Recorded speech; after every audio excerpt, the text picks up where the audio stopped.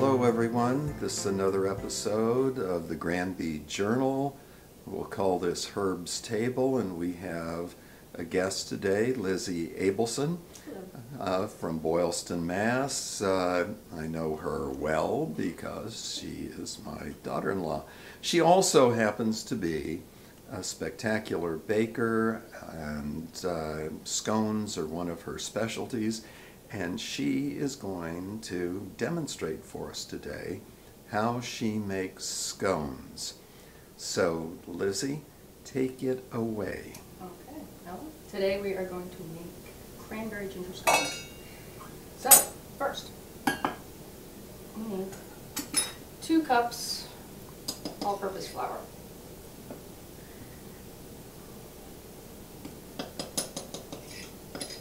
And with flour, Lizzie, you actually have to measure things, don't you? So you you actually measure a real cup. I measure the flour, yes. Yes. Other things, not so much. Right. Okay. 1 tablespoon, I already measured this. Tablespoon baking powder. 1 tablespoon baking powder. Salt, I'm not good at measuring salt. Okay. Say half a teaspoon. Half a teaspoon of salt. Wonderful. 2 tablespoons sugar. 2 tablespoons sugar. And we mix that up. I want everyone to take notice that Lizzie has pre-measured those things just like the real shows, cooking shows. Okay, here we have 5 tablespoons very cold, unsalted butter cut up. We cut in with my trusty pastry blender. Okay. Lizzie, one of the things that I've done in the past is use frozen butter and grated it into the mixture to get even more of it taken up. Do you ever freeze your butter? I haven't for this recipe, but I'm sure it would work just fine. Okay.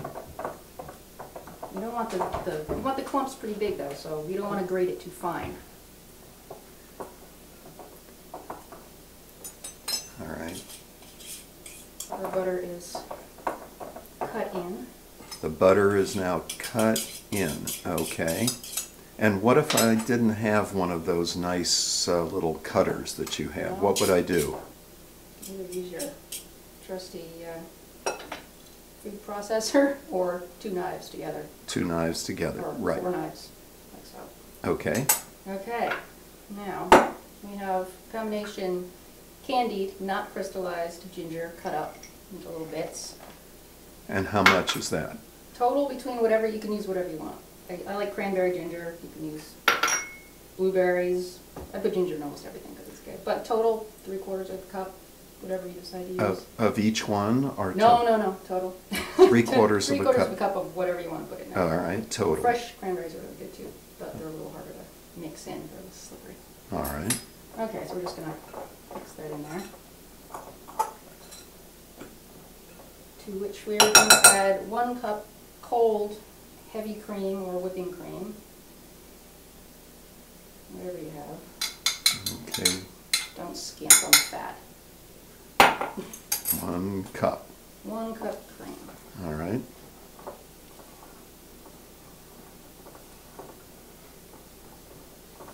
Mix that in well. All right, I'm going to come in a little bit on that just to see what you're doing there.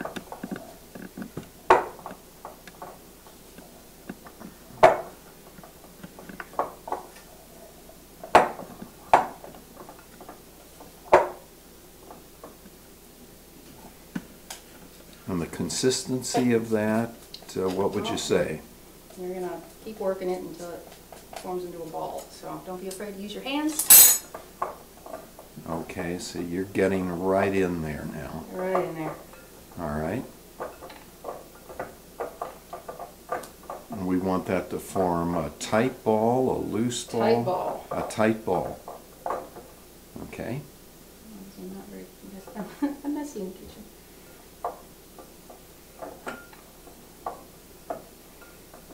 Just keep pinching it together until it starts to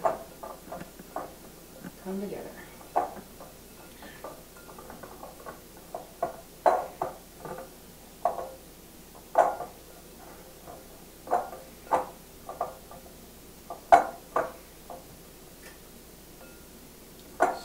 starting to do it. Okay,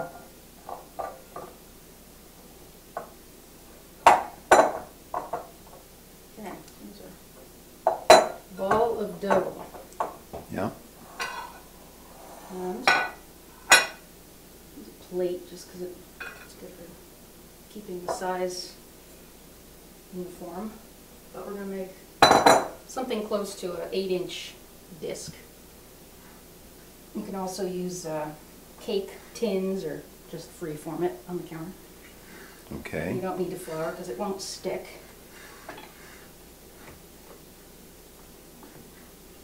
I sometimes throw this in the fridge for a little while to firm it up, but not necessary.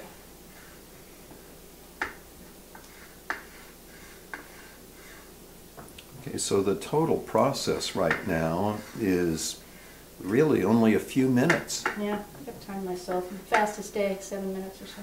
7 minutes. Wow. plus the oven, but Yeah. easy to make before the kids come down for breakfast on the weekend. Now, just because you can't have too much fat, a little bit of heavy cream all over the top. Usually I use turbinado sugar, but since I don't have that, we're going to use regular granulated. Just a tablespoon or so. I'm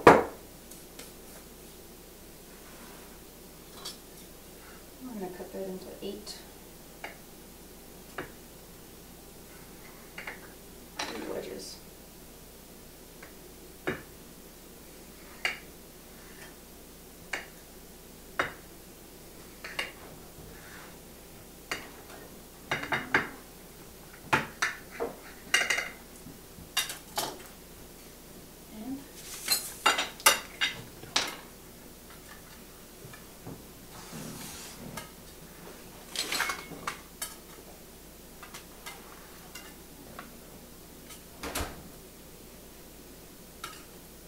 Do you need to grease the pan?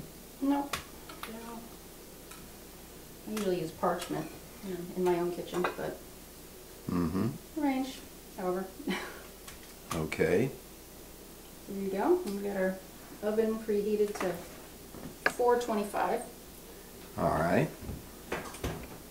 Middle rack. Middle rack, 425. For how long? 19 minutes, at least on my stove. I don't know yours. 19 minutes. 19 minutes. All right. So, Hit timer down the lower left. And then 9 and 2 zeros, and you got, and timer again. Nope, you have to hit the timer again. no, it's on. Oh, it's on. You're good. All right. Okay. See you in 19 minutes. Okay, time's up. Okay. Lizzie, what do we have? We have our scones. Scones. Ooh. As tempting as it is to eat them right away, let them sit for about 10 minutes to firm up. They get better with age. All right. Let But me. not tomorrow. They only last for the day. One day, that's it. Can you tip that pan up a little bit so we can see them even better? Ooh. There you go. Yeah. All right. So we have to wait a few minutes before we can tuck into them? 10 minutes, I'd say. All right. On the tray is fine. Usually just leave them on there. They disappear quick enough. All right. So this is 10 minutes to tucking into the Scone Frau's wonderful creation today.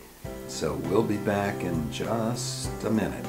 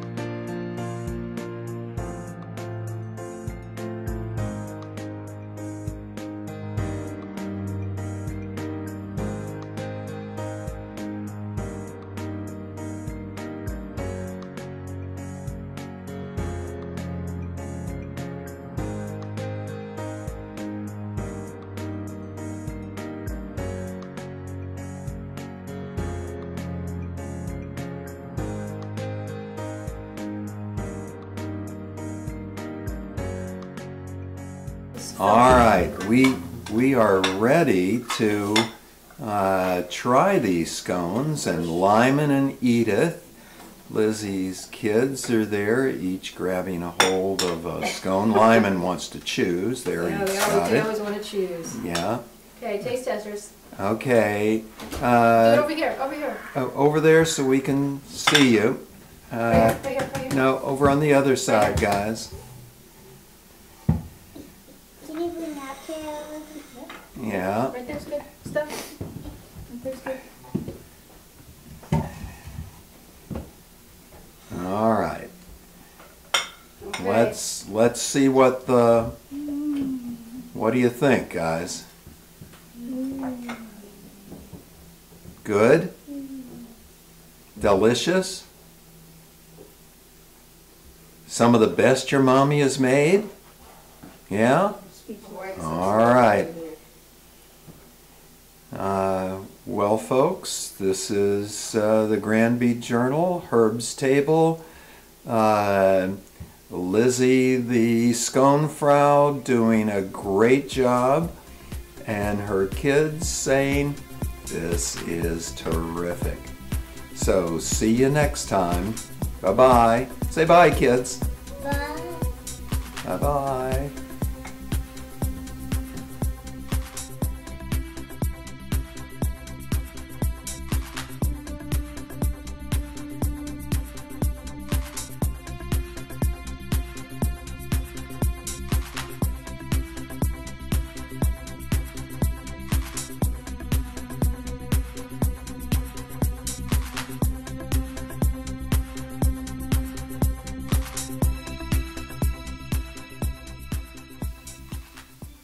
I wonder if they'd like it better if I put a little cinnamon and allspice on the pumpkins.